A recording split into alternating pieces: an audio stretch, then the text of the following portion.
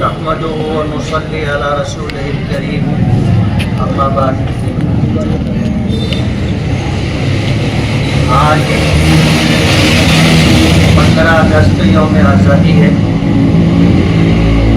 آج سے 78 سال پہلے اس ملک کو انگریزوں کی غلامی سے آزادی ملی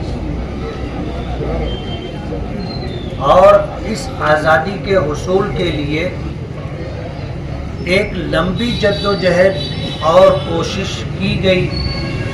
اس ملک کی آزادی کے لیے باقاعدہ جنگ لڑی گئی۔ 2 لاکھ سے زائد مسلمانوں نے اور 57-58 ہزار علماء کرام نے آزادی کے لیے اپنی جان اس دیش کے لیے پیش کی، شہید ہو گئے۔ ملک کی آزادی کے لیے جو جد و جہد کی گئی ہے وہ اس ملک کی تاریخ کا ایک حصہ ہے۔ کہنے والوں نے کہا ہے اور تاریخ کو دیکھ کر کے کہا ہے کہ اس ملک کی آزادی کے لیے سب سے پہلے اور سب سے زیادہ قربانی دینے والے ہم لوگ ہیں۔ وجہ اس کی یہ ہے کہ یہ ملک ہم سے چھینا گیا تھا۔ ظاہر بات ہے جس کا گھر چھینا جائے گا اسے اپنے گھر کی سب سے زیادہ فکر ہوگی اور اپنا گھر حاصل کرنے کے لیے سب سے پہلے اور آخری حد تک جدوجہد اور کوشش وہ کرے گا۔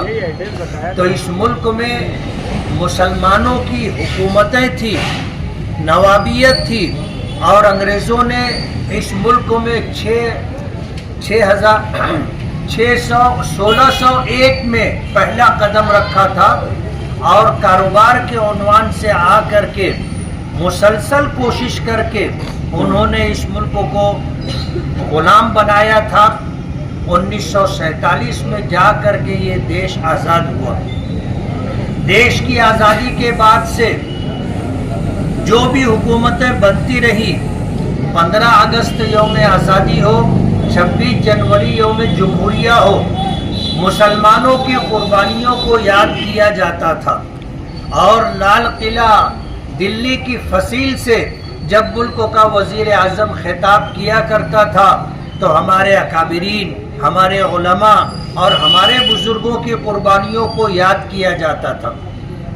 لیکن جب بی جے پی کی سرکار آئی اور اٹل بہاری واجپئی یہ اس ملک میں وزیر اعظم بنے تو 15 اگست کے اس مبارک موقع پر لال قلعے کی فصیل سے جو خطاب انہوں نے کیا تھا، کسی ایک مسلمان کا نام بھی انہوں نے نہیں لیا تھا۔ اس وقت فدائے ملت حضرت مولانا سید اسعد مدنی نور اللہ مرقدہ نے ملک بھر کی تمام اپنی جمعیت کی یونٹوں کو اس بات کا پابند کیا کہ جب 15 اگست آئے، 26 جنوری ہو، اس موقع پر ہم لوگ اپنے اکابرین اور بزرگوں کی قربانیوں کو یاد کریں۔ جب سے جمعیت علماء اس بات کا اہتمام کرتی ہے کہ ان دونوں دنوں میں یوم آزادی ہو، یوم جمہوریہ ہو، ہم لوگ اس جشن کو منائیں، اپنے اکابرین اور بزرگوں کی قربانیوں کو یاد کریں۔ اسی نسبت سے 15 اگست یاد محبان وطن کے عنوان سے ہم لوگ مناتے ہیں اور رات میں اپنے علماء کرام میں سے مہمان مقرر کے طور پر کسی کو بلا کر کے یاد محبان وطن کا جلسہ بھی کرتے ہیں۔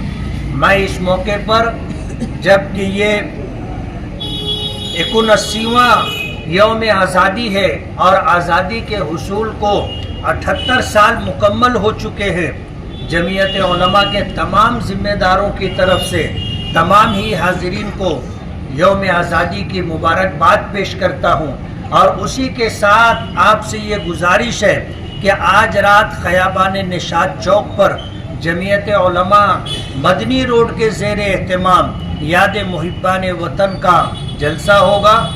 مہمان مقرر کے طور پر ہمارے موجودہ ٹرم کے صدر محترم حضرت مولانا سید ارشد مدنی دامت برکاتہم کے صاحبزادے مولانا اظہر مدنی دامت برکاتہم تشریف لائے ہیں رات ان کا آزادی کے عنوان پر خطاب ہوگا.